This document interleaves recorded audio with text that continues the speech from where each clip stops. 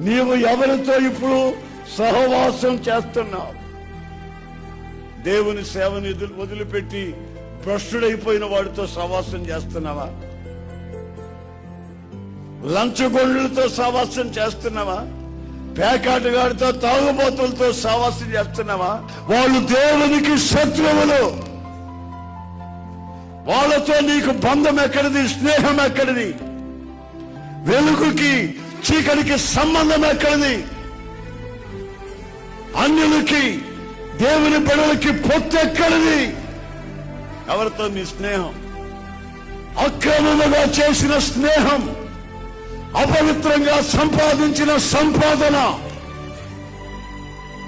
మనుషుల కొంపలు కూల్చి సంపాదించిన అక్రమ ఆస్తి నీ వ్యక్తిగత జీవితానికి కన్నీళ్లు తెప్పిస్తాయి. నీ మనసుకు నెమ్మది లేకుండా చేస్తాయి. నీవు చేసిన ప్రతి పని విఫలమయ్యేటట్లు చేస్తాయి. కనుక నువ్వు జాగ్రత్త.